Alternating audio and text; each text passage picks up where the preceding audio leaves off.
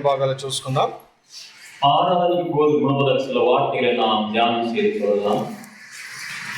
మత్తయి సువార్త மத்தேயு சுவிசேஷம் మత్తయి సువార్త చివరి అధ్యాయము 28వ அதிகாரம் கடைசி அதிகாரம். மத்தேயு சுவிசேஷம் கடைசி அதிகாரம் మొదటి 10 వచనములు మార్చి చదువుకుందాం. முதல் 10 வசனங்களை நாம் மாறி வாசிக்கலாம். మత్తయి సువార్త 28వ అధ్యాయము మొదటి 10 వచనములు మార్చి చదువుకుందాం. மத்தேயு சுவிசேஷம் 28వ அதிகாரம் முதல் 10 వచనங்களை நாம் மாறி వాసిக்கலாம். విశ్రాంతి దినము గడిచిపోయిన తరువాత ఆదివారమున తెల్లవారుచుండగా మగ్దలేనే మరియు వేరొక మరియయు సమాధిని చూడవచ్చిరి.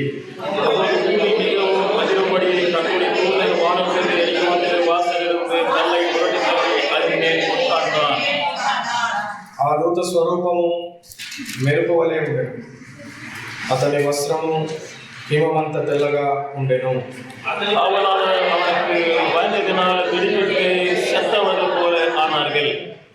దూత స్త్రీలను చూచి, మీరు భయపడకుడి, శిలువ వేయబడిన యేసుని మీరు వెతుకుచున్నారని నాకు తెలియను.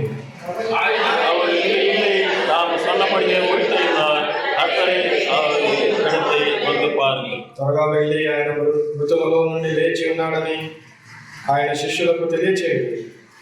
ఇదిగో ఆయన గలిలయలోనికి మీకు ముందుగా వెళ్ళుచున్నారు.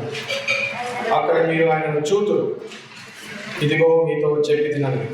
அவர்கள் பயத்தோடும் மகா சந்தோஷத்தோடும் நல்லதை சீக்கிரமாய் புறப்பட்டு அவருடைய சீஷர்களுக்கு அறிவிக்க ஓடினார்கள். యేసు వారిని ఎదుర్కొని మీకు శుభం అని చెప్పారు. వారు ఆయన ఎదుర్కొచ్చి వచ్చి ఆయన పాదములు పట్టుకొని ఆయనకు మొక్కగా, యేసు அவர்களை நோக்கி பயப்படாதீர்கள், நீங்கள் போய் என் சகோதரர் கலிலேயாவுக்கு போகும்படி அவர்கள் சொல்லுங்கள், அங்கே அவர்கள் என்னை காண்பார்கள் என்றார். మరొక మాట చూసుకుందాం. వార్త వాసిக்கலாம். యోహాను సువార్త 11వ అధ్యాయం. யோவான் சுவிசேஷம் 11వ அதிகாரம் 25వ వచనము అందరం కలిసి చదువుకుందాం. 25వ వచనத்தை அனைவரும் சேர்ந்து வாசிக்கலாம். யோவான் சுவிசேஷம் 11వ அதிகாரம் 25వ వచనத்தை அனைவரும் சேர்ந்து நாம் வாசிக்கலாம். 11:25. అందుకు యేసు, పునరుత్థానమును జీవమును నేనే. నా యందు విశ్వాసం ఉంచువాడు మరినాడు పేర్పాన్. మరొక మాట இன்னொரு வார்த்தை வாசிக்கலாம். లూకా సువార్త 20వ అధ్యాయం. లూకా సువిశేషం 20వ அதிகாரம். లూకా సువార్త 20వ అధ్యాయము 38వ వచనము. 20వ அதிகாரம் 38వ వచనం. లూకా 20:38. తెలుగులో 37, 38 కలిసి ఉన్నాయి. తెలుగులో 37, 38 கலந்து இருக்கிறது. అందరం కలిసి చదువుకుందాం. எல்லாரும் சேர்ந்து வாசிக்கலாம். పొదను గురించిన భాగంలో அவர் மனிதர்களுக்கு தேவனாயிராமல் ஜீவனுக்கு தேவனாயிருக்கிறார், எல்லோரும் அவருக்கு ஜெயித்திருக்கிறார்களே. మృతులు లేతులని మోషే సూచించెను. ఆయన సజీవులకే దేవుడు కానీ మృతులకు దేవుడు కాదు. ఆయన దృష్టికి అందరూ జీవించుచున్నారని వారికి ఉత్తరం ఇచ్చెను. రండి ప్రభు సహాయ నిమిత్తమై ప్రభు చూద్దాం. அது சகாயத்தை கட்டளை நோக்கி நாம் ஜெபிக்கலாம். మా ప్రేమలైన తండ్రి, அன்புள்ள ஆண்டவரே, ఈ యొక్క శ్రేష్టమైన దినాన ఈ విధముగా మేమందరము నీ సన్నిధిలో కలుసుకొనుట, మాకిచ్చిన ఈ శ్రేష్టతలో భాగ్యవంతమైన సమయాన్ని బట్టి మీకు వందనాలు. இந்த விசேஷத்த நாளிலே இந்த சமூகத்திலே விசேஷத்த பிள்ளைகளாக நாங்கள் கூடி சேருவதற்கு எங்களை பாராட்ட விருப்பத்துக்காக ஸ்தோத்திரம். అయా, మరణమును జయించిన దేవుడివి, సమాధిని గెలిచిన దేవుడు, చీకటి నిన్ను పట్టలేకపోయింది మహాప్రభు, ఈ భూమి నిన్ను దాచలేకపోయింది. అయా, మరణమును గెలిచి పునరుద్ధానుడై ఈరోజు మీరు మా మధ్యలో ప్రత్యక్షమవుతున్నందుకు మీకు వందనాలు, స్తోత్రాలు తెలియజేస్తున్నాము. அன்புள்ளாண்டவரே, மரணத்தை ஜெயித்தவர், பாதாளத்தை ஜெயித்தவர், உயிர்த்தெழுந்த வல்லமையான கர்த்தராகிய இயேசு கிறிஸ்து ஆண்டவரே, எங்களுக்கு இந்த நாளை ஆசீர்வாதமாக கூட்டி கொடுத்து இந்த நாளை காணும்படிய கிருபை செய்து மாத்திரமல்ல ஆண்டவரே, இந்த உலகத்தில் நீ செய்த இருக்கு அப்பாற்பட்ட வல்லமையான காரியங்களை எண்ணி நாங்கள் துதிக்க வந்திருக்கிறோம். సజీవమైన దేవుణ్ణి, మృత్యుని జయించిన దేవుణ్ణి, సమాధి గెలిచిన దేవుణ్ణి ఈ దినము మేము ఆరాధించుటకు సిద్ధపడి ఉండగా మా ఆరాధనలు స్వీకరించమని వేడుకుంటున్నాం. ஆண்டவரே, மரணத்தை வென்றவர், பாதாளத்தை வென்றவர், ஜீவனோடு இருக்கிறவரை நாங்கள் ஆராதிக்க வந்திருக்கிறோம். எங்கள் ஆராதனையை ஏற்றுக்கொள்ள நாம் நோக்கி பார்க்கிறோம். పునరుద్ధానము నీనే, జీవమును నీనే అని ప్రభా తెలియచేసిన దేవా, నువ్వు సజీవులకు దేవుడివి. సజీవులముగా ప్రభా నూతనత్వంతో నిన్ను ఆరాధించడం మాకు నేర్పించమని వేడుకుంటున్నాను. உயிர்த்தெழுந்த நானே ஜீவனும் நானே என்று சொன்ன தெய்வம், நீர் உயிர்த்தெழுந்தபடியால் நன்றி. உயிர்த்தெழுந்த தேவனை நாங்கள் உயிர்ப்பிக்கப்பட்டவர்களாக பொழுது கொள்ள ஆராதி கிருபை செய்கிறார். ఇదిగో ఆయన ఇక్కడ లేడు అని రాయబడినది. సమాధిలో లేడు, ఆయన సజీవుడయ్యాడు, పునరుద్ధానుడయ్యాడు, నిత్య జీవమును అనుగ్రహించుటకు సిద్ధపడున్నాడని ప్రభా దూతలు తెలియజేస్తుంటే అక్కడున్న మనుషులకు మహా ఆనందము కలిగిన అని రాయపడింది. అట్టి శ్రేష్టమైన ఆనందం యొక్క అనుభవంతో ఈరోజు నిన్ను ఆరాధించడం మాకు నేర్పించుతాను. ஆண்டவரே, தேவதூதர் சொன்ன பிரகாரம் அவர் இங்கே இல்லை, கல்லறையில் அவர் இல்லை.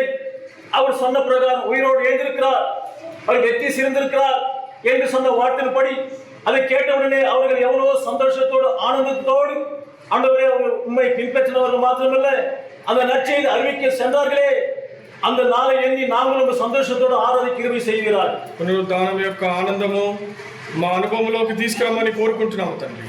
உயிர்த்தெழுந்த வல்லமையை என்னுடைய జీవితంలో అనుభవமாக மாற்றப்பட வேண்டும் நாம் நோக்கி பார்க்கிறோம். కనబడుతున్న దాసులము, కొట్టివారము, బలహీనులము, జ్ఞానము లేని వారము నీ పిల్లల మధ్యలో నిలబడి నీ వాక్యము తెలియచేయటకు ఏ అర్హత ఆధిక్యత లేని వారం అని ఒప్పుకుంటున్నాం తండ్రి. அங்கு நிற்கிற நாங்கள் அபாத்திரவான்கள், தகுதி இல்லாதவர்கள், ஆஸ்பதை இல்லாதவர்கள், உம்முடைய ஜனங்கள் முன்பாக நிற்பதற்கு நாங்கள் பாத்திரவான்கள் அல்ல. ஆனால் எங்களை பயன்படுத்திக் கொள்ள வேண்டும் நோக்கி பார்க்கிறோம். మా నోటికి తోడుగా ఉండు. వాటి నోట్లో నుంచి వెళ్ళే ప్రతి శబ్దము, ప్రతి మాట నీ ఆధీనంలో ఉంచుకొని నీ పిల్లల మనసుల్లో నీ వాక్యాన్ని స్థాపించి ప్రభా ఆత్మదేవుడిగా మా మధ్యలో సంచరించమని వేడుకుంటున్నాను.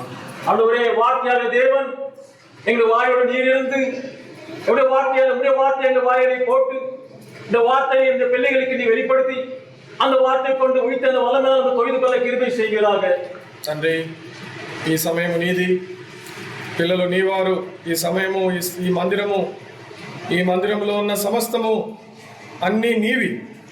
ఇక్కడ జరుగు సమస్తము నీకు మహిమకరముగా, నీకు ఘనతకరముగా ఉండగలుగుట్లో ప్రభా సహాయం చేయమని వేడుకుంటున్నాను. ஆண்டவரே, ஆலயம் முடியாது, பிள்ளைகள் முடியவர்கள், வந்திருக்கிற தேவனுடைய ஜனங்கள் முடியவர்கள்.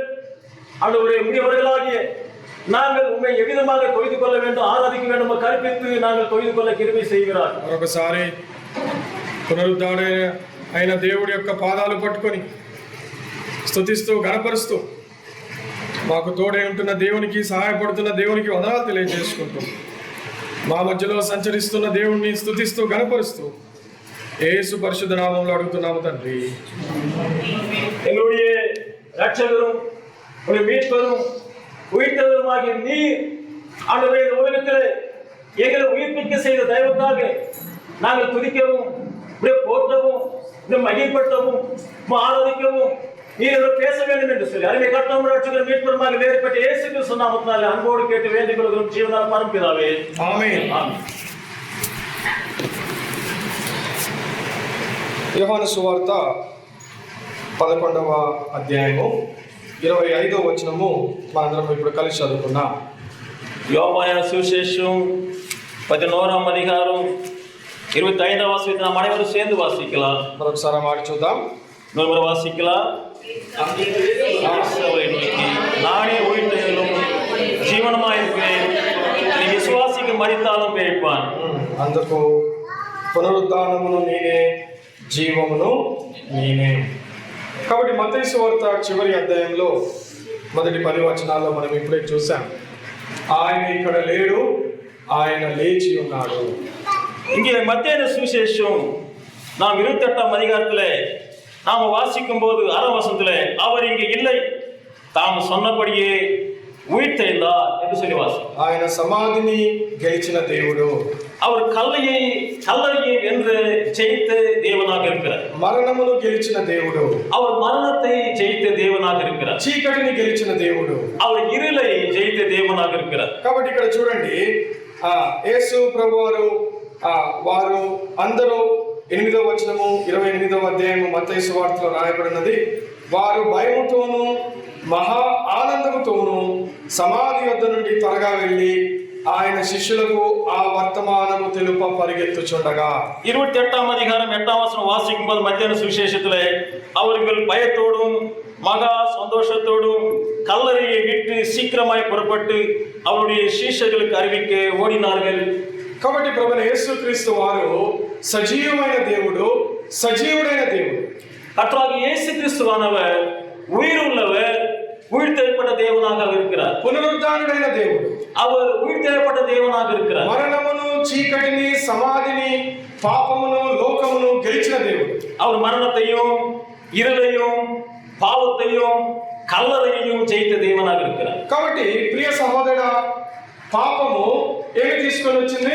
మరణాన్ని తీసుకొని వచ్చింది. பாவம் எதை கொண்டு வந்தது? மரணத்தை கொண்டு வந்தது. కాబట్టి పాపమును బట్టి మనందరం మృతులైపోయాం. இந்த பாவத்தை நிமித்தம் நாம் அனைவருமே மரித்து கிடந்தோம். మృత స్థితిలో ఉన్న మనను తిరిగి లేపుటకు, సజీవులుగా చేయుటకు, పునరుద్ధానులుగా చేయుటకు ఆయన మరణమును, పాపమును జయించాడు.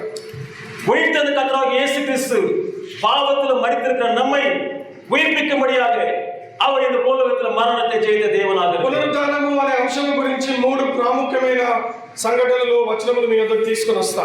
உயிர்த்தெழுதல் என்கிற வார்த்தையை கொண்டு 3 விசேஷமான காரியங்கள் முன்பதாக கொண்டு வர வேண்டும் என்று சொல்ல வாஞ்சிக்கிறேன். చాలా మంది యేసు ప్రభువారు పునరుద్ధానమయ్యారని సంతోషపడుతుంటారు. அநேக பேர் கர்த்தராகிய இயேசு கிறிஸ்துவானவர் உயிர்த்தெழுந்தார் என்று சொல்லி சந்தோஷத்தோடு காணப்படுகிறார். ఇక్కడ కూడా అక్కడికి వచ్చిన కొంతమంది స్త్రీలు మహా ఆనందంతో సంతోషపడ్డారు. இங்க கூட அந்த கல்லறையில் வந்த அந்த ஸ்திரீகள் மிகவும் சந்தோஷப்பட்ட மாதிரி நம்ம வாசிக்க முடியும். యేసు ప్రభువారు పునరుద్ధానముడు అయ్యాడు అని సంతోషపడటము ఒక ఎత్తైతే, இங்க கர்த்தராகிய இயேசு கிறிஸ்துவானவர் உயிர்த்தெழுந்தார் என்று சொல்கிற வார்த்தை கேட்டு சந்தோஷப்படுவது ஒரு பக்கமானாலும், యేసు ప్రభువారితో కలిసి మనము కూడా పునరుద్ధానం చెందబోతున్నాం అనేది రెండవ సంతోషముగా మనం చూడాలి. இரண்டாவது சந்தோஷமாக கர்த்தராகிய இயேசு கிறிஸ்துவோடு கூட நாமும் உயிர்த்தெழ போகிறோம் என்கிற அந்த விசுவாசத்தோடு சந்தோஷப்பட வேண்டும். மிக அவசியமாக காணப்படுகிறது. ఆయన సజీవుడైన దేవుడు. அவர் ஜீவனுள்ள தேவனாக இருக்கிறார். ఆయనను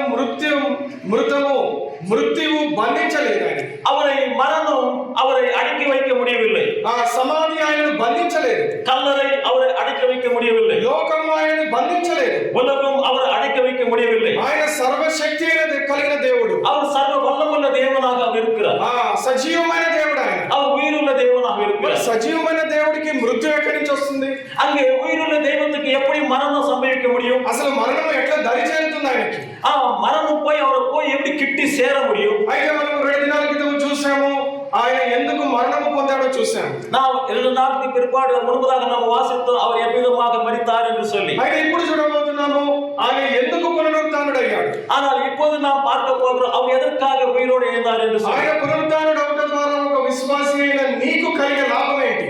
அவர் உயிர்த்தெழுந்த நிமித்தம் விசுவாசியாக உனக்கு வந்த நன்மையான லாபகரமான காரியங்கள் ఒక 3 ప్రాముఖ్యమైన అంశాలు మన ఆరాధన నిమిత్తమై మనం త్వరగా చూసుకుందాం. ஒரு 3 காரியம் விசேஷமான காரியங்கள் ஆராதனைக்காக நாம் தியானம் செய்ய வேண்டும். మొదటి ప్రాముఖ్యమైన అంశము, முதலாவது விசேஷமான காரியம் రోమీయులకు రాసిన పత్రిక 6వ అధ్యాయం. ரோமருக்கு நிருபம் 6ஆம் அதிகாரம். రోమీయులకు రాసిన పత్రిక 6వ అధ్యాయము ரோமர் 6ஆம் அதிகாரம் 10వ వచనం నుంచి చదువుకుందాం. 10ஆம் வசனத்திலிருந்து வாசிக்கலாம். రోమీయులకు రాసిన పత్రిక 6వ అధ్యాయము ரோமருக்கு 10-11 వచనాలు అందరం కలిసి చదువుకుందాం. ரோமர் 6, 10, 11 వచనங்களை நாம் అனைవரும் சேர்ந்து వాసిக்கலாம். ఏలైనగా ఆయన చనిపోవచ్చునని పాప విషయమై ఒకమారే చనిపోయాడు కానీ ఆయన జీవించుచున్నది దేవుని విషయమై జీవించుచున్నాడు. అందువలనే మీరు పాప విషయమై మృతులుగాను దేవుని విషయమై క్రీస్తు యేసునందు సజీవులుగాను మిమ్మును మీరే ఎంచుకొనుడి. ఎన్నికొల్లుంగల్. ఇక్కడ చూడండి, ఆయన చనిపోవట చూస్తే పాప విషయమై ఆయన ఒక్కసారి చనిపోయారు. அவர் மரித்தார் என்று சொல்லும்போது பாவத்து நிமித்தம் பாவத்துக்கென்று ஒரே தடவை மரித்தார். ఇక్కడ దేవుని విషయమై ఆయన తిరిగి జీవించాడు, పునరుద్ధానుడయ్యాడు. ஆனால் அவர் சத்தியத்தில் வாசிக்கும் போது அங்கே தேவனுக்கென்று பெயர்த்திருக்கிறார். అట్లనే పాప విషయమై మనము చనిపోయిన స్థితిలో ఉన్నాం. మనము அவ்விதமாக பாவத்தினுடைய நிலையிலே நாம் மரித்தவர்களாக காணப்பட்டோம். పాపము మృత్యువును చీకటిని మనలోకి తీసుకొని వచ్చింది. பாவம் மரணத்தை கொண்டு வந்தது, இருளை நம்ம வாழ்க்கையில் கொண்டு வந்தது. మనిషి జీవితంలో శ్మశానాన్ని, సమాధిని తీసుకొచ్చింది పాపము. இந்த பாவம் மனிதனுடைய வாழ்க்கையிலே கல்லறையை அங்கே கொண்டு வந்தது. అయితే దేవుని యందు మనను సజీవులుగా చేయుటకు, పునరుద్ధానులుగా చేయుటకు ప్రియ సోదరా క్రీస్తు పునరుద్ధానుడయ్యాడు. தேவனுக்குள்ளே நம்மை உயிர்ப்பிக்கும்படியாக, உயிரோடு ஜீவிக்கும்படியாக கர்த்தராகிய இயேசு கிறிஸ்துக்குள்ளே மரணத்தை தேவன் செய்தார். కాబట్టి ఆయన సజీవులకు దేవుడు. ఆయన அவர் ஜீவனுள்ள தேவனாக இருக்கிறார். కీర్తన గ్రంథము 116వ అధ్యాయము 8-9 వచనాలు అందరం కలిసి చదువుకుందాం. 116వ సంగీతం 8-9 వచనం. 116వ కీర్తన 116వ సంగీతం 8-9 వచనాలు. 8వ వచనం 9వ వచనం. మరణము నుండి నా ప్రాణమును, కన్నీళ్లు విడవకుండా నా కన్నులను, జారిపడకుండా నా పాదములను నీవు తప్పించి ఉన్నావు. సజీవులున్న దేశములో యెహోవా సన్నిధిన నేను కాలము గడుపుదును. మరణము నుండి నా ప్రాణమును, என் ஆத்மாவை மரணத்துக்கும். కాబట్టి మొట్టమొదటిగా ఆయన పునరుద్ధానుడు అవుట ద్వారా మరణము నుంచి మనము రక్షించబడ్డాము. அவர் உயிர்த்தது நிமித்தம் மரணத்திலிருந்து நாம் ரட்சிக்கப்பட்டவர்களாக இருக்கிறோம். అంత మాత్రమే కాదు, సజీవుల దేశములో మనము ఉండే స్థితి కలిగి ఉన్నాం. మనము ஜீவனுள்ள தேசத்தில் இருக்க போகிற ஒரு பாக்கியத்தை நாம் பெற்றுக் கொண்டிருக்கிறோம். ఏంటా సజీవుల దేశము? அந்த ஜீவனுள்ள தேசம் என்றால் என்ன? అదే యెహోవా సన్నిధి, அதுதான் தேவனுடைய சன்னிதானம், అదే పరలోకము, அதே பரலோகம், అదే శ్రేష్టమైన లోకము, அது విశేషமான ஒரு உலகம். పరమ కనాను నిత్య స్వాస్యముగా ఇస్తానని వాగ్దానం చేసిన దేశము. பரம கானானை நான் நித்திய காலமாய் நான் உங்களுக்கு வாக்குத்தத்தமாக கொடுக்கப்பட்ட தேசம் என்று சொல்லுகிறார். కాబట్టి మరణము నుంచి మనను కాపాడిన దేవుడు, மரணத்திலிருந்து நம்மை காப்பாற்றின தேவன், ఇప్పుడు పునరుద్ధానుడు అయిన దేవుడు, இப்போது உயிர்த்தெழுந்த தேவன், మనందరి పునరుద్ధానానికి సాక్ష్యముగా మొట్టమొదటిగా ప్రభువైన యేసుక్రీస్తు వారు పునరుద్ధానుడయ్యాడు. நாம் அனைவருடைய உயிர்த்தெழுதலுக்கு சாட்சியாக முதலாக உயிர்ப்பிக்கப்பட்ட கர்த்தராகிய இயேசு கிறிஸ்து. ఆయన పునరుద్ధానుడు అవుటకే ఆయన చనిపోయాడు. ఆయన அவர் உயிர்த்தெழ வேண்டும் என்று சொல்லி அதற்காக தான் அவர் மரித்தே இருக்கிறார். చాలా సార్లు సద్దుకయ్యలు, పరిశ్రమలు ఆయన దగ్గరికి వచ్చి అనేక సార్లు తర్కించారు ఆయనతోటి. அநேக முறை சதுசேயரும் பரிசேயரும் வந்து அவரோடு வாக்குவாதம் செய்தார்கள். సద్దుకయ్యలు పునరుద్ధానము లేదు అని నమ్ముతారు వారు. இந்த சதுசேயர்கள் உயிர்த்தெழுதல் இல்லை என்று வாக்குவாதம் செய்வார்கள். వాళ్ళు అసలు పునరుద్ధానాన్ని నమ్మనే నమ్మరు. அவர்கள் உயிர்த்தெழுதல் உண்டு என்று சொல்லி நம்பவே மாட்டார்கள். యేసు ప్రభువారి దగ్గరికి అనేక సార్లు వచ్చి పునరుద్ధానము లేదు అని ఆయనతో చెప్పించాలని ప్రయత్నం చేశారు. கர்த்தராகிய இயேசு கிறிஸ்து அநேக முறை வந்து உயிர்த்தெழுதல் இல்லை என்று சொல்ல வேண்டும் என்று சொல்லி வற்புறுத்தினவர்கள். ఈ లోకంలో కూడా చాలా మంది పునరుద్ధానం అంటే నమ్మరు. இந்த உலகத்தில் கூட இன்றைக்கும் கூட உயிர்த்தெழுதல் உண்டு என்று சொல்ல அநேக பேர் நம்புவது கிடையாது. మనిషి యొక్క చివరి క్షణము చావే, చివరి స్థితి చావే అని నమ్ముతారు. மனுஷனுடைய நிலைமை கடைசி முடிவு சாவுதான், அதுக்கு பிற்பாடு உயிர்த்தெழுதல் இல்லை என்று சொல்லி வாக்குவாதம் செய்கிறவர்கள் உண்டு. இன்றைக்கு కొంతమంది అయితే చచ్చిపోయిన తర్వాత మనుషులు వారిని గుర్తు పెట్టుకోవాలని ఎన్నెన్నో పనులు చేస్తుంటారు. ஆனால் இன்னைக்கு மரித்து போன மனிதனை ஞாபகப்பட்டுக் கொள்ளும்படி அநேக விதமான காரியங்களை செய்து கொண்டிருக்கிறார்கள். కొంతమంది మనుషులు చనిపోయిన వారిలో కొంత గొప్ప వారిని మర్చిపోకూడదని విగ్రహాలని లేకపోతే మరొక కార్యాలు చేస్తుంటారు. இன்றைக்கு பதவி பட்டம் அதிகாரம் படித்த மனுஷன் மரித்து போவனால் அவனை ஞாபகமாக வைத்துக் கொள்ள அவனை போல விக்கிரகத்தை இன்றைக்கு ஆயத்தம் செய்து கொண்டிருக்கிறார்கள். కాబట్టి గమనించాల్సిందే, చాలా వరకు పునరుద్ధానాన్ని నమ్మరు ప్రియ సహోదరా. ஆனால் இன்றைக்கு அநேக பேர் உயிர்த்தெழுதல் உண்டு என்று சொல்லி நம்புவது இல்லை சகோதர சகோதரி. అయితే దేవుని కుమారుడివి, కుమార్తెవైన నీవు నమ్మవలసిన ప్రాముఖ్యమైన అంశం ఏంటో తెలుసా?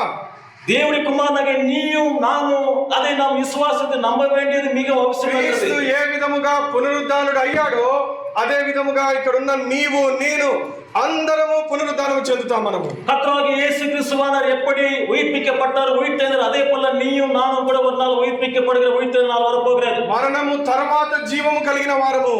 மரணத்துக்கு பிற்பாடு ஜீவன் உண்டு, அதுக்கு ஏதுவானவர்கள் நாம் இருக்கிறோம். ఈ 60 సంవత్సరాలు 100 సంవత్సరాలు 1000 సంవత్సరాల జీవితం కొరకు కాదు దేవుడు మనని సృష్టించింది. 60 வருஷம் 100 வருஷம் 1000 வருஷம் வாழ்வதற்காக தேவன் நம்மை உண்டாக்கவில்லை.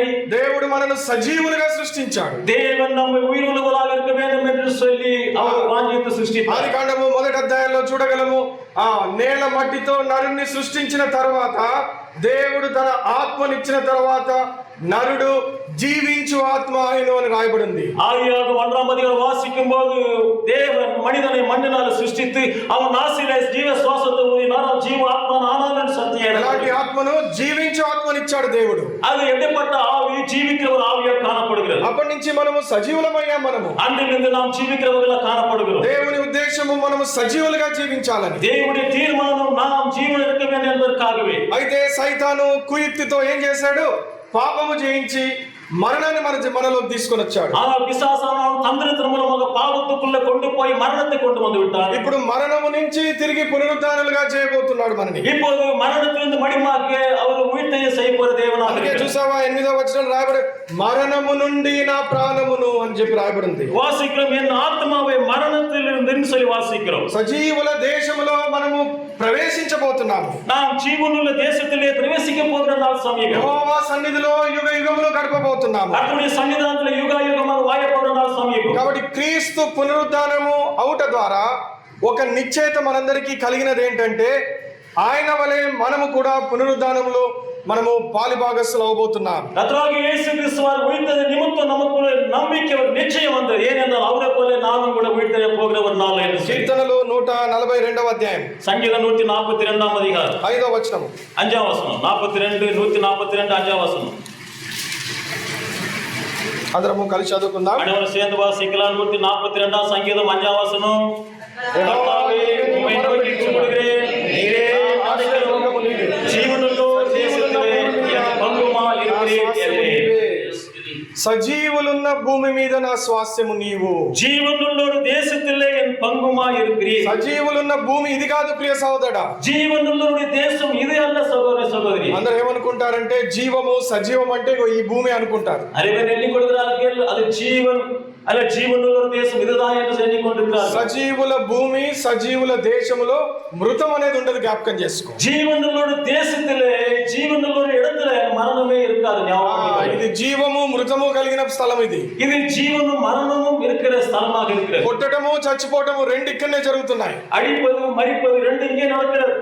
అయితే ఒక దేశము దేవుడు మన కొరకు నిర్ణయించాడు. ஆனால் ஒரு தேசத்தை நமக்காக ஆயத்தம் பண்ணி இருக்கிறார். ఒక భూమిని మన కొరకు సృష్టించబోతున్నాడు. நமக்காக ஒரு பூமியை ஆயத்தம் பண்ண போகிறார். అది సజీవుల దేశము, సజీవమైన భూమి అని రాయబడినది. அது ஜீவனுள்ள தேசம், என்றென்றைக்கு ஜீவிக்கிற தேசம். అక్కడ మరణము లేదు, అక్కడ அங்கே மரணம் இல்லை, అక్కడ కష్టము లేదు, அங்கே கஷ்டம் இல்லை, దుఃఖము లేదు, அங்கே துக்கம் இல்லை, ఏడుపు లేదు, அங்கே அழுகை இல்லை, ఇదిగో పాపము లేదు, చీకటి లేదు. அங்கே பாவம் இல்லை, இருளும் இல்லை. సజీవులైన దేశములోకి మనం ప్రవేశించబోతున్నాం. జీవనుள்ள దేశத்தில் நாம் பிரவேசிக்க போகிறோம். కాబట్టి క్రీస్తు పునరుద్ధానం అవుట ద్వారా మనము కూడా పునరుద్ధానులై సజీవమైన దేశంలోకి ప్రవేశించబోతున్నామనే నిశ్చయత మొట్టమొదటిగా మనం కలిగి ఉన్నాం. கர்த்தராகிய இயேசு கிறிஸ்துவார் உயிர்த்தது நிமித்தம் நாமும் கூட உயிர்ப்பிக்கப்பட போகிற உயிர்த்தெழ போகிறோம் என்று சொல்லி நிச்சயத்தை நம்பிக்கை கர்த்தர் நமக்கு கொடுத்திருக்கிறார். రెండవ ప్రాముఖ్యమైన అంశం இரண்டாவது காரியம் మొదటి కొరింథీయులకు రాసిన పత్రిక 1 கொரிந்தியர் 15వ అధ్యాయం 1 கொரிந்தியர் 15ஆம் அதிகாரம் మొదటి కొరింథీయులకు రాసిన పత్రిక 15వ అధ్యాయము 52వ వచనం. 1 கொரிந்தியர் நிருபம் 15ஆம் அதிகாரம் 52ஆம் வசனம். తెలుగులో 51 52 కలిసి ఉన్నాయి. మనం 50 నుంచి చదువుకుందాం. நாம் 50ஆம் வசனத்திலிருந்து 52 வரை வாசிக்கலாம். 50 నుంచి 54 వచనాలు కలిసి చదువుకుందాం. 50ஆம் வசனத்திலிருந்து 54 வரையிலும் நாம் அனைவரும் சேர்ந்து வாசிக்கலாம். సహోదరులారా, சகோதரரே, నేను చెప్పినది நான் சொல்வது என்னவென்றால், రక్త మాంసము దేవుని రాజ్యమును தேவனுடைய ராஜ்யத்தை சோதரிக்க மாட்டார். క్షయత అక్షయతలు அழியாமையை சோதரிப்பதில்லை. ఇదిగో మీకు ரகசியத்தை உங்களுக்கு அறிவிக்கிறேன். ఆనందము నిద్రించము ஆயிலும் கடைசி காலம் வரைக்கும் ஒரு நிமிஷத்திலே ஒரு இமைப்பொழுதிலே நாம் எல்லோரும் பார்க்க போகிறோம். அப்போது மரித்தோர் அழிவில்லாதவர்களாக எழுந்திருப்பார்கள். நாமும் மறுரூபமாக்கப்படுவோம். ஐம்பதாகிய இது அழியாமையும் சாவுக்கேதுவாகிய இது சாவலும் அறிந்து கொள்ள வேண்டும். ஐம்பதாகிய இது அழியாமையும் சாவுக்கேதுவான இது சாவமையும் அறிந்து கொள்ளும். மரணமும் ஜெயமாக வேண்டப்பட்டது என்று எழுதியிருக்கிற வார்த்தை நிறைவேறும். విజయమందు మరణము మృంగివేయబడెను. మరణముం జయமாக వేంగపట్టது. చూడండి 55లో రాయబడింది, ఓ మరణమా నీ విజయం ఎక్కడ, ఓ మరణమా నీ ముళ్ళు ఎక్కడ, మరణపు ముళ్ళు పాపము, பாபமுக்குன்ன பலமு தர்மசாஸ்திரமே. 55 56ஆம் வசனம். மரணமே உன் கூர் எங்கே, பாதாளமே உன் ஜெயம் எங்கே, மரணத்தின் கூர் பாவம், பாவத்தின் பலன் நியாயப்பிரமாணம். ఓ మరణమా నీ ముళ్ళు ఎక్కడా, ఓ మరణమే ఉన్ కూర్ ఎங்கே, ఓ మరణమా నీ బలం ఎక్కడా, ఓ మరణమే ఉన్నుடைய వల్లமை எங்கே. ఇదిగో ఆదాము నుంచి యేసు ప్రభువారి ముందు వరకు నువ్వు ఏలిపోయావు కదా. నువ్వు ஆதாமிலிருந்து இயேசு கிறிஸ்துக்கு முன்பதாக வரையிலும் நீர் மரணத்தை ஆளுகை செய்து கொண்டிருக்கிறார். ఆదాము నుంచి యేసు ప్రభు వారికి అందరి మీద నీ అధికారం చూపించావు కదా. ఆదాములందు యేసు క్రీస్తు వரையிலும் எல்லார் மேலும் மரணத்தை வல்லமை செலுத்தி మరణ భయముతో అందరినీ భయపెట్టావు కదా. மரணத்தின் பயத்தினால எல்லாருமே திகில் கொண்டு செய்து கொண்டிருந்தார். మనుషులందరూ నీ వశాన పడిపోయారు కదా. மனிதர் யாவுமே உன்னுடைய பட்சத்தில் வைத்துக் கொண்டாய். ఓ మరణమా నీ ముల్లెక్కడా, నీ విజయం ఎక్కడా, నీ బలం ఎక్కడా? ఇప్పుడు ఓ మరణమే ఉన్ కూరెంగే బాధాలమే ఉన్ జయమెంగే என்று சொல்லுவார். ఇదిగో యేసు ప్రభువారు నిన్ను గెలిచారు. నిన్ను ఇదిగో యేసు క్రీస్తు వాడు జయితిరుక్கிறார். సమాధిని గెలిచి మరణాన్ని గెలిచి ఇదిగో మనుషుడు మరణాన్ని జయించగలడని ఆయన ప్రూవ్ చేసిన దేవుడు యేసు ప్రభువారు. அவர் கல்லறையை ஜெயித்திருக்கிறார், மரணத்தை ஜெயித்திருக்கிறார். தேவனுடைய பிள்ளைகள் மரணத்தை ஜெயிக்க முடியும் என்பதை அவர் இப்போது அதை நிரூபித்திருக்கிறார். ఈ రోజు యేసు ప్రభువారిలో ఉన్న నీకు నాకు మరణము లేదు. இன்றைக்கு கர்த்தராகிய இயேசு கிறிஸ்துக்குள்ள இருக்கிற உனக்கு எனக்கு மரணம் என்பது கிடையாது. ఈ రోజు మరణము యొక్క అధికారము, బలము, ఆ దాస్యపు సంఖ్యలలో మనము విడుదల, విముక్తి పొందిన వారం మనము. இப்போது நாம் மரணத்தின் கூறிலிருந்து, மரணத்தின் வல்லமையிலிருந்து, மரணத்தின் செங்கல் கட்டிலிருந்து விடுதலை பெற்றவர்களாக காணப்படுகிறோம். క్షయమైన ఈ శరీరాన్ని వదిలి అక్షయమైన శరీరాన్ని పొందబోతున్నాము. இப்போது ஐந்து போகிற இந்த சரீரத்தை விட்டு ஐயாவது சரீரத்தை பெற்றுக்கொள்ள போகிறோம். నాశనం అయిపోయే శరీరం ఇది. ஐந்து போகிற இந்த சரீரம் இது. అక్షయత, అక్షయత అంటే ఏంటని సంస్కృతంలో కొన్ని మాటలు చదివినప్పుడు ஐவது இல்ல ஐயாவது என்று சொல்லி நாம் அதை సంస్కృతం என்கிற భాషలో நாம் தியானம் செய்யும்போது సంస్కృతంలో చక్కగా రాయబడింది క్షయత అంటే ఏంటని. அது ஐவது ஐயாவது என்று சொல்ற வார்த்தைக்கு அர்த்தம் மிகவும் தெளிவாக எழுதப்பட்டது. క్షయము అని అంటే నశించిపోయేది. ஐவது என்று சொல்லி அது ஐந்து போகக்கூடியது, వాడబారిపోయేది, அது ஒன்றுமில்லாமல் போய்விடும். ఒకానొక సమయంలో కనబడకుండా పోయేది క్షయమైనది. ஒரு நாள்ல ஐந்து போவது அது காணப்படாதே போய்விடும். అక్షయత అనేది ప్రియ సోదరుడా, ஆனா இருக்கக்கூடியதோ ஐயாமையதோ వాడబారనిది అక్షయత అంటే. அது என்றைக்குமே நிலைநிற்கக்கூடியது. నాశనము లేనిది అక్షయత అంటే. அது அழிவு இல்லாதது, நிலைநிற்கக்கூடியது. యుగ యుగములు నిలిచేది అక్షయత అంటే. యుగము తరతరமாக நிற்கக்கூடியது அந்த ஐயாமை. ఇదిగో నశించిపోయే ఈ శరీరాన్ని వదిలి వెళ్ళిపోతున్నా. இதோ ஐந்து போகிற சரீரத்தை விட்டு நாம் புறப்பட போகிறோம். బలహీనమైన ఈ శరీరాన్ని వదిలి వెళ్ళిపోబోతున్నా. బలహీనమైన இந்த சரீரத்தை விட்டு நாம் புறப்பட்டு செல்ல போகிறோம். యేసు ప్రభువారికి అడ్డంగా నిలిచే పాపానికి కేంద్ర బిందువుగా ఉన్న ఈ శరీరాన్ని వదిలి వెళ్ళిపోతున్నా. கர்த்தராகிய இயேசு கிறிஸ்துவுக்கு நமக்கும் குறுக்கிட்ட அந்த பாவத்தை விட்டு நாம் விலகி பரலோகத்துக்கு ஏறி செல்ல போகிறோம். ఒక్క క్షణాన, రెప్ప పాటున, ఆ కడపూరం రోగిన క్షణాన ఈ క్షయమైన స్థితిని వదిలి అక్షయమైన స్థితిని ధరించుకోబోతున్నాము. கடைசி காலம் துணிக்கும் போது ஒரு இமப்பொழுதிலே இந்த ஐந்து போகிற சரீரத்தை விட்டு ஐயாவது சரீரத்தை பெற்றுக்கொள்ள நாம் அது சீக்கிரமாக క్షయత నుంచి అక్షయత అనే మార్పులోకి రాబోతున్నాం మనము. ஐந்து போகிற காலத்தை விட்டு ஐயாவை காலத்தில் பிரவேசிக்கிற போற நாள் సమీపం. కాబట్టి ఈ క్షయమైన శరీరం గురించి ఎక్కువగా ఆలోచన పెట్టకు, ధ్యాస పెట్టకు. இந்த ஐந்து போகிற சரீரத்தை குறித்து நீ அதை குறித்து சிந்திக்க வேண்டாம், யோசிக்க வேண்டாம். ఏమి తిందుమా, ఏమి తాగుదుమా అని ఆలోచన చేయకు. என்ன புசிப்போம், என்ன குடிப்போம் என்று சொல்லி ஆலோசிக்க வேண்டாம். నువ్వు ఏమి తిన్నా, ఏమి తాగినా, ఎంత జాగ్రత్త పడినా నీ శరీరము క్షయమైన శరీరం. అది நீ எவ்வளவு புசித்து, எவ்வளவு குடித்து, எவ்வளவு நீ இந்த உலகத்தில் சரீரத்தை நீ பேணி பாதுகாத்துக் கொள்ள ஒரு நாள் ஐந்து போன்ற ஒரு சரீரமாக காணப்படுகிறது. ఈ శరీరం యొక్క బలము, మహిమ, ఘనత అన్ని దినము తగ్గిపోతూనే ఉంటాయి. இந்த சரீரத்தினுடைய பலம், பராக்கிரமம், ஞானம், அறிவு நாளுக்கு நாள் குறைந்து கொண்டே போய்விடும். కాబట్టి దేవుని పిల్లలమైన మనము శరీరం మీద వ్యామోహం పెంచుకోకూడదు. దేవుని జనங்களாகிய நாம் இந்த சரீரத்து மேலே நாம் நம்பிக்கை வைத்துக் கொள்ளக்கூடாது. ఎందుకంటే ఈ శరీరము క్షయమైన శరీరం ఇది. ஏனென்றால் அந்த சரீரம் ஐந்து போகிற சரீரமாக இருக்கிறது. కాబట్టి కడబూరం రోగగానే ఒక్క రెప్ప పాటున, ఒక్క సెకనులో ఈ క్షయమైన శరీరాన్ని వదిలిపెట్టబోతున్నా.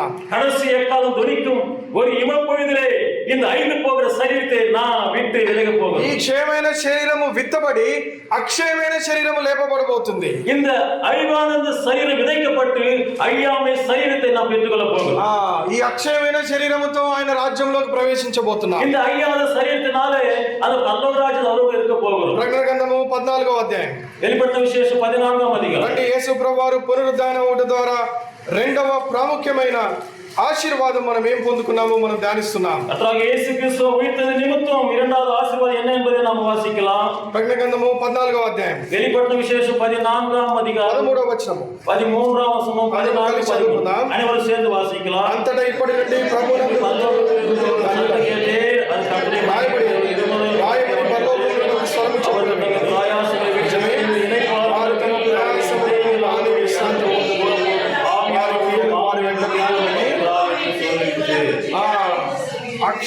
శరీరాన్ని దేవుడు ఎందుకు లేపుతున్నాడు? அழிந்து போகிற இந்த சரீரத்தை மகிமையாக யார் உயிர்ப்பிக்க செய்கிறார்? అక్షయమైన శరీరానికి విశ్రాంతిని ఇవ్వబోతున్నాడు దేవుడు. இந்த அழிந்து போகக்கூடிய சரீரத்துக்கு தேவன் இளைப்பாறுதல் கொடுக்க போகிறார்.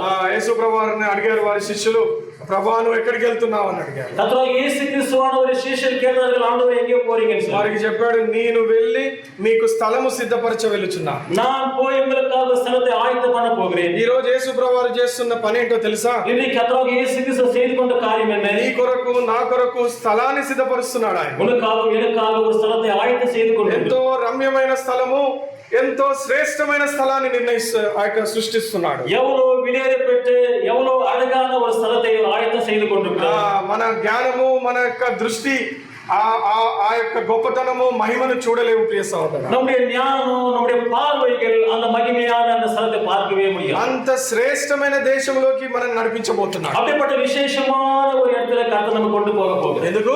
எதற்காக? అక్కడికి తీసుకుపోయి మనతో పని చేయించడానికి కాదు. அங்க கொண்டு போய் நம்ம வேலை செய்து கொள்ள முடியாது. అక్కడికి తీసుకుపోయి మనని కష్టపెట్టడానికి కాదు. அங்க கொண்டு போய் நம்ம கஷ்டத்தை கொடுக்க முடியாது. అక్కడికి తీసుకుపోయి లేదా ఇంకోటి చేయించడానికి కాదు. அங்க கொண்டு போய் வேற ஒரு காரியம் செய்வதற்காக ఒకే ఒకటి చేయించడానికి అక్కడికి తీసుకెళ్ళి ஒரே ஒரு காரியம் செய்யబడి கொண்டு போகிறார். చూడండి, అక్కడ మధ్యలో రాయబడింది ఇదే వచనములు, వారు తమ ప్రయాసములు మాని విశ్రాంతి పొందుదురు. 14ஆம் அதிகார வெளிப்படுத்தல் 13ஆம் வசனத்திலே தங்கள் பிரயாசங்களை விட்டு விழுந்து இளைப்பாறுவார்கள். కాబట్టి నువ్వు ఇక్కడ ఎన్నో ప్రయాసాలు పొందుతున్నావు. నువ్వు இந்த உலகத்தில் எவ்வளவு பிரயாசங்கள் உண்டு. యేసు ప్రభు నామము పెట్టబడినందుకు, ఆయన వాక్యము నీలో స్థాపించబడినందుకు ఈ లోకములో ఎన్నో ప్రయాసాలు, ఎన్నో కష్టాలు, ఎన్నో దుఃఖాలు నువ్వు ఎదుర్కొన్నావు. నువ్వు கர்த்தராகிய இயேசு கிறிஸ்துவை நம்பின நிமித்தம், அவர் வார்த்தைக்கு கீழ்ப்படிந்த நிமித்தம் அநேக கஷ்டங்கள் உபத்திரவங்களை நீ பட்டுக்கொண்டிருக்க கூடும். ఆయన నామము పెట్టబడినందుకు ఎన్నో శ్రమలు అనుభవించావు. ఇక్కడ அவர் நாமத்தை நீ சூட்டி கொண்டிருப்பது நிமித்தம் அநேக பாடுகளை நீ பட்டுக்கொண்டிருக்க ఈ கூடும். క్షేమైన శరీరముతోటే ఆ కష్టాలకి, ఆ దుఃఖాలకి, ఆ సమస్యలకి అన్నిటికీ ముగింపు ఇక్కడనే జరగబోతుంది. ఇక్కడ இந்த அழிந்து போகிற இந்த சரீரத்து நிமித்தம் நீ படுகிற பிரயாசங்கள், கஷ்டங்கள், உபத்திரங்கள் எல்லாம் இங்கேயே அதுக்காக ஒரு தீர்வு தேவன் கொண்டு வர போகிறார். కాబట్టి ఇప్పుడు నువ్వు ఏదైనా కష్టాల్లో, దుఃఖాల్లో ఉంటే బాధపడమాక. నువ్వు ஏதோ கஷ்டத்துல உபத்திரத்து மத்திய நீ போய் கொண்டிருந்தா நீ கவலைப்பட வேண்டாம். నీ శారీరక సమస్యలు, ఆరోగ్య సమస్యలు, కుటుంబ సమస్యల్లో ఉంటే బాధపడకు. నువ్వు కుటుంబ కార్యం, పిల్లల కార్యం, వేరే కార్యం గురించి కవలపడ వేண்டாం. ఇది కొంతకాలమే అని నమ్మాల్సిన అవసరం ఉంది. అది இன்னும் స్వల్ప కాలం మాత్రమే என்பதை ఈ ஞாபகம். శరీరం ఉన్నంత వరకే ఈ కష్టము. இந்த சரீரம் இருக்கிற வரைதான் கஷ்டம். ఒక్కసారి ఈ శరీరం పోయిందా ఆ కష్టం పోయింది. இந்த சரீரம் ஒரு விஷயம் పోయిட்டுమేయాల్ మరి మన కష్టం ఉన్న నిర్మాణం. అక్షయమైన ఈ శరీరము విత్తబడి అక్షయమైన శరీరంతో లేపబడుతుంది. అయ్యున్న శరీరం విదైக்கப்படும் అయ్యాద ஒரு శరీరத்தை நாம் பெற்றுக்கொள்ளப்போம். ఆ అక్షయమైన శరీరము విశ్రాంతిలోకి ప్రవేశించబోతుంది. அந்த అయ్యాదனுடைய శరీరం நம்ம இளைப்பாறு கொண்டு போக போகிறது.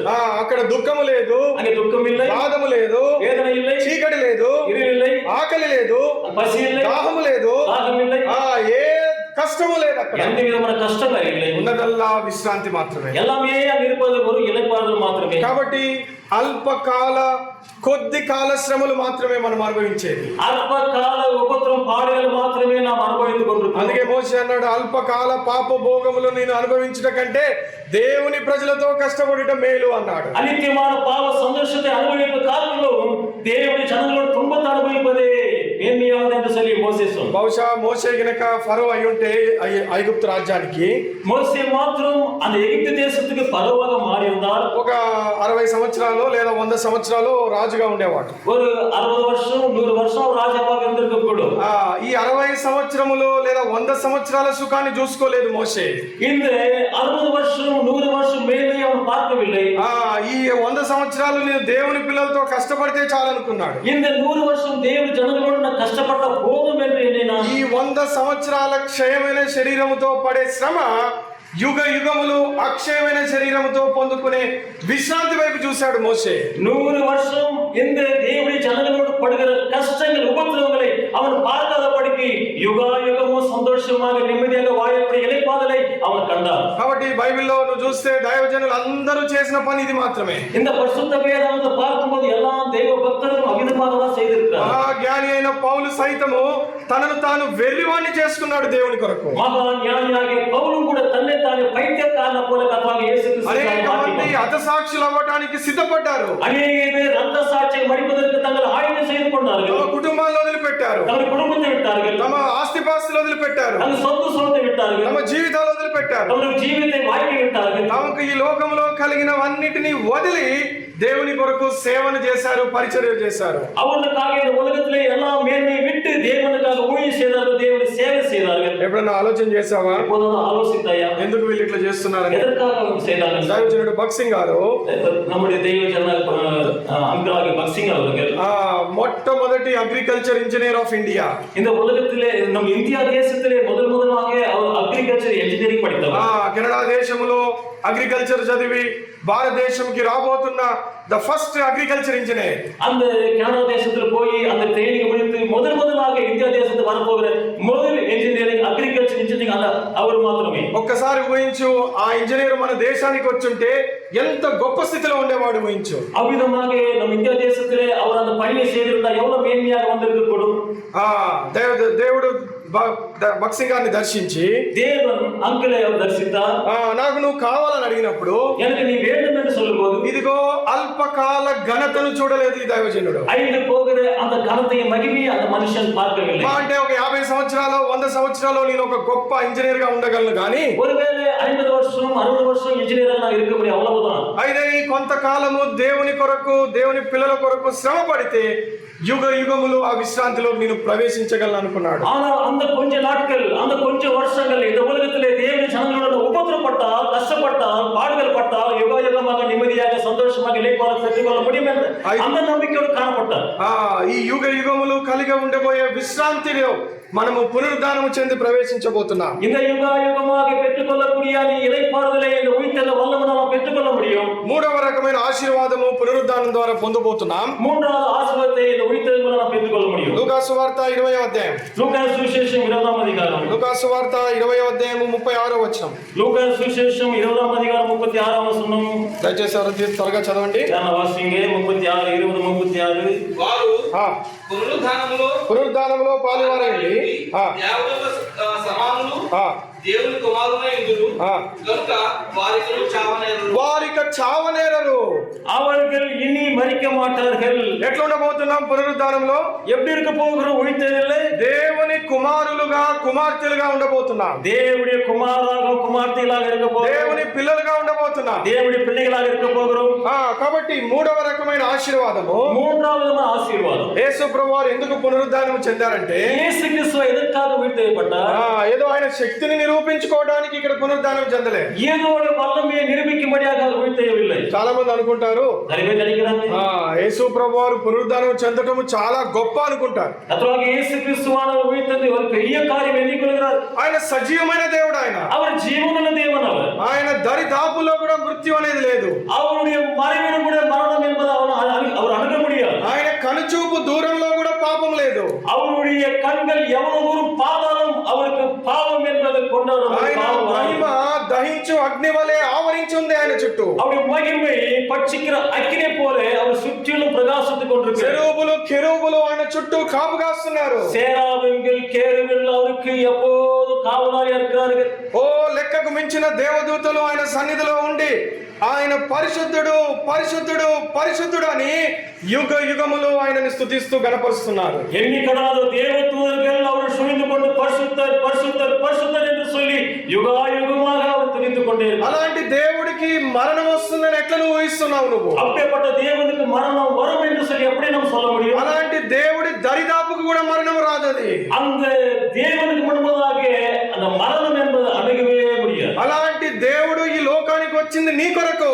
அப்படிப்பட்ட தேவன் இந்த உலகத்துக்கு வந்தது உனக்காக. అలాంటి దేవుడు మరణించింది నీ కొరకు. அப்படிப்பட்ட தேவன் மரித்தது உனக்காக. అలాంటి దేవుడు పునరుద్ధానుడు అయింది నీ కొరకు. அப்படிப்பட்ட தேவன் உயிர்த்தெழுந்தது உனக்காக. నువ్వు అనుకుంటున్నావు ఆయన పునరుద్ధానం చాలా గొప్ప అనుకుంటున్నావు.